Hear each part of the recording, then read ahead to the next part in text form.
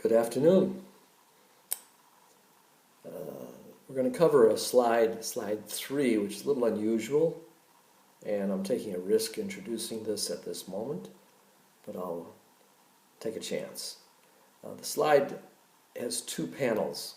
The top panel, slide 3, is a chart of the value of the American dollar as an index against many different currencies.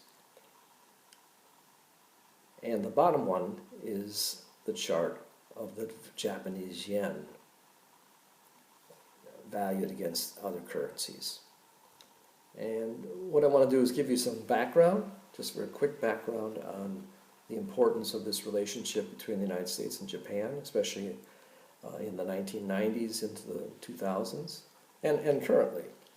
Because Japan is a country that is a funding currency. It basically has extra savings that it's willing to invest or lend, depending upon the circumstances, in other markets. And so when you look at the situation with the United States is sort of a chronic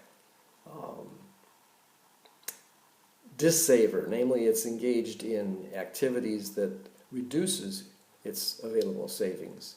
And it's not earning much in the international market compared to Japan, which is a creditor nation, and the United States is a debtor nation. And that relationship, for the most part, is symbiotic.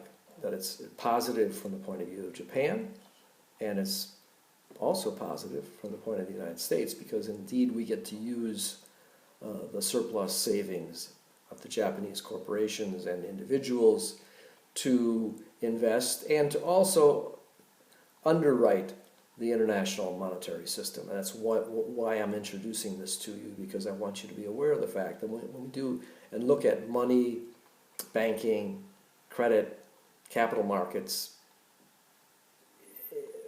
over this whole period, we have to realize the United States is a special country in that it has a reserve currency. And so it can print money in its own currency, and it gives it a certain privilege. Gives it some obligations also, but the privilege is what many other countries look at. So that's a preamble, but just quickly we'll look at this chart. And you should notice in the top panel, the United States dollar increased dramatically in the early 1980s. Why it did that is very complicated, but it's quite simply lots of money was flowing into the United States because the United States offered relatively low tax rates, but more importantly, interest rates were very, very high compared to inflation. Inflation had been very high in the late 1970s, early 1980s, but then inflation started coming down quite dramatically, but interest rates stayed high, and so the real rate of interest, which is defined as the nominal or surface interest rate that you pay, minus the rate of inflation. Well, back in the 1979 period, you had to borrow money at 13%, but the inflation rate was 13%. So the real rate was 13% minus 13%, or zero. That's why people were borrowing money to buy houses, because their real rate of interest was 0%. If they bought a house in 1979, they were hoping they could sell it a year later 13% higher.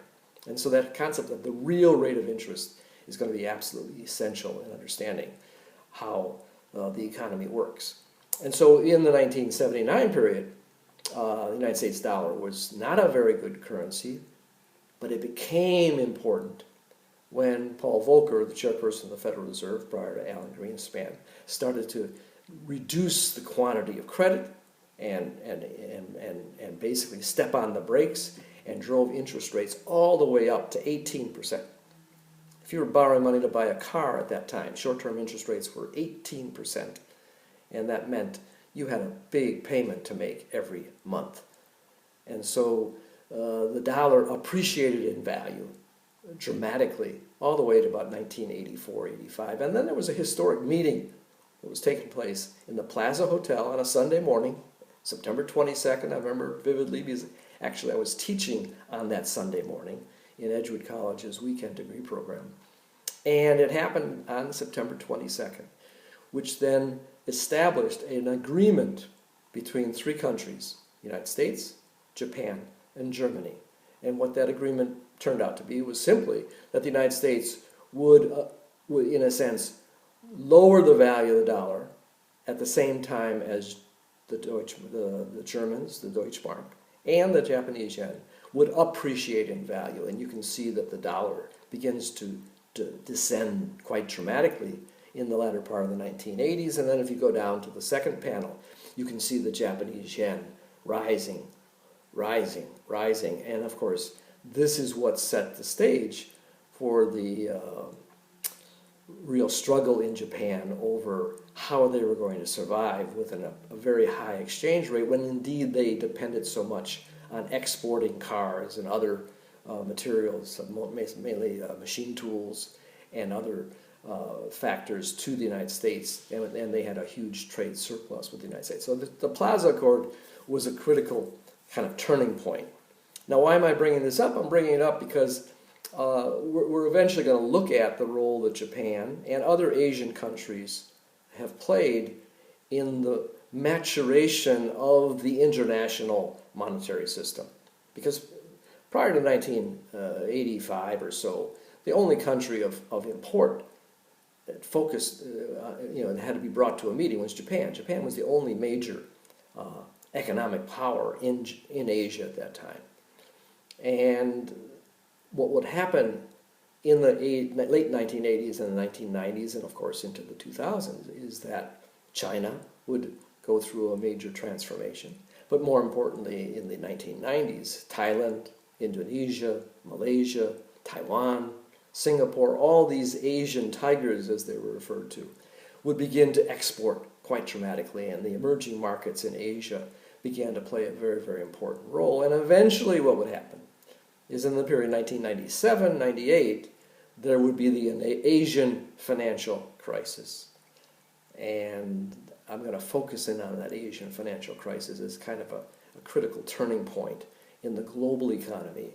And it is also the turning point for the complications that we've been dealing with for the last 20 years. That the international monetary system has not been functioning smoothly, primarily because of these shifts that have been occurring in the international monetary market. And so, and that would allow us then to understand a little bit of what's going on today, which with the pandemic still causing major disruptions, what's happening to money, credit, banking, capital markets right now is truly very, very difficult to sort through.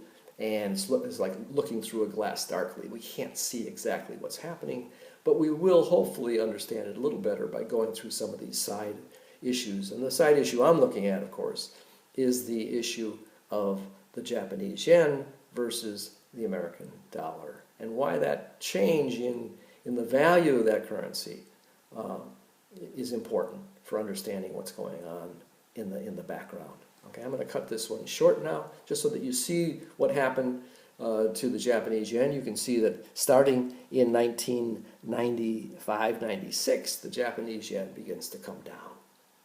And the dollar begins to go up a little bit of a rally there. And that rally is tied to interest rates, the differential in interest rates between the Japanese 90-day interest rate versus the United States 90-day interest rate. We're not looking at the 10-year rate. Again, that 10-year rate is more tied to mortgages. But the 90-day rate is going to be critical for how money moves around the world and how the funding comes from Japan and other countries that have surplus savings to the United States to allow the system to function. And we'll get into the importance of the dollar as the reserve currency. So I'll cut it off right now, and we'll move into slide 4 in a few minutes.